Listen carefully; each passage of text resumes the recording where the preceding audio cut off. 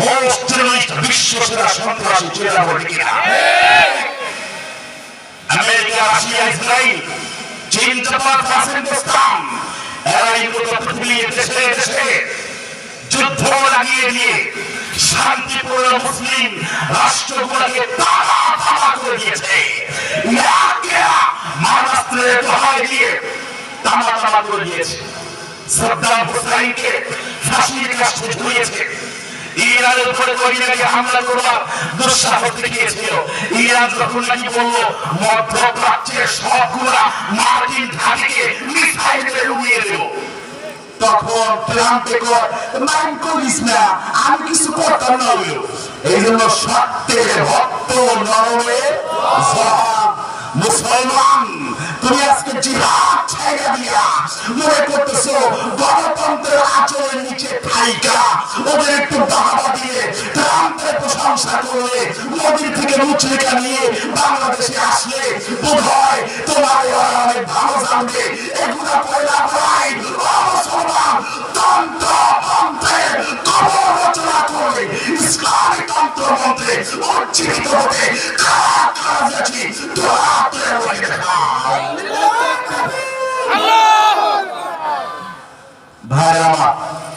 সব তন্ত্র মন্ত্রের দেখা শেষ। ইসলাম আর কোরআনের সুনিশ্চিত বাংলাদেশ চিল্লা বলে কিনা? যদি ইসলাম পার্লামেন্টে যায়, সংসদে যায়, তাহলে আপনার মেয়েটা কখনো ধর্ষিত হবে না, আপনার মেয়েটা কখনো অপহৃত হবে না, শিকার হবে না। ঘোষের মাধ্যমে এই রাষ্ট্রকে দুর্নীতির চ্যাম্পিয়ন করা যাবে কিনা? অর্থ পাচার করে রিজার্ভ ব্যাংকের টাকা চুরি করে বাংলাদেশকে ভেতর থেকে ফোকলা বানিয়ে দিয়েছে। এই শুধু আগামী নির্বাচনে আমরা লুটেরা দলকে দিতে চাই না কিনা?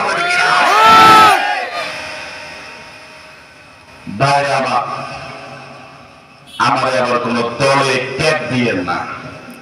আমি কিন্তু বাংলাদেশের নিবন্ধিত অনিবন্ধিত কোন রাজনৈতিক দলের সামান্য কর্মীও না, নেতা তো দূরে থাক।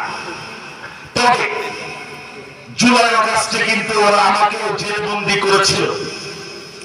মিরপুর 10 মেট্রোর যেখানে পুরানো হয়েছিল, মেট্রোর পুরানো মূল মাস্টার মাইন্ড আমাকে বানিয়েছিল ওরা। 22শে জুলাই 2024 আন্দোলন যখন নাকি তুঙ্গে আমার সঙ্গে, ওই সময় ওরা আমার অ্যারেস্ট করে। যেহেতু আমি আরেকটা সেন্ট্রাল মসজিদ, মিরপুর 11 নম্বর সেন্ট্রাল মসজিদ, তখন ওইটার ক্ষতি, এই জন্য ওরা আমার কয় এই সরকার বিরোধী আন্দোলনের মূল কুশীল মাস্টার মাইন্ড নেপথ্য নায়ক, এইটার পলিসি মেকার হলাম নাকি আমি। 11টা ধারায় আমার নামে মামলা দিছে। এর মধ্যে মেট্রো রেলের বিভিন্ন আসবাবপত্র প্রায় 85 লক্ষ টাকা চুরির মামলা আমাকে দিয়েছে। এইরকম কথা আমি তো না, আপনারাও না, শয়তানের সৈন্য মিটি মিটি হাসে চলে যাবে কিনা?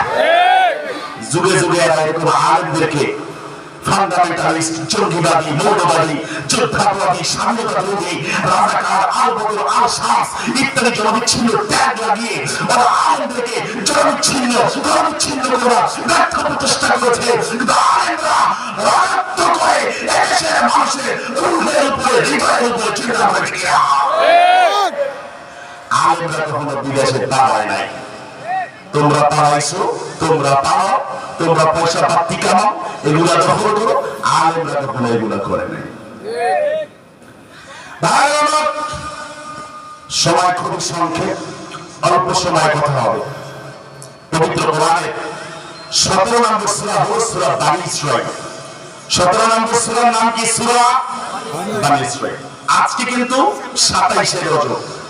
তার মানে আল্লাহ নবীর জীবনের যে অবিস্মরণীয় অলৌকিক ঘটনা ছিল ইসরা এবং মেরাজ, এক রাতের মাঝে বাইতুল্লাহ থেকে নিয়ে বাইতুল মুকাদ্দাস পর্যন্ত, বাইতুল মুকাদ্দাস থেকে নিয়ে প্রথম আকাশ, দ্বিতীয় আকাশ, তৃতীয় আকাশ, চতুর্থ আকাশ, পঞ্চম পঞ্চম আকাশ, ষষ্ঠ আকাশ, সপ্ত আকাশ ছাড়িয়ে মারিয়ে সীমানা ছাপিয়ে সিরাতুল মুনতাহা ভেদ করে আরশে আজিম পর্যন্ত আমার নবী পরিভ্রমণ করে আবার তিনি মক্কায় যেখানে ঘুমিয়েছিলেন সেখানে এসে দেখেন তার উযু পানিটা এখনো পর্যন্ত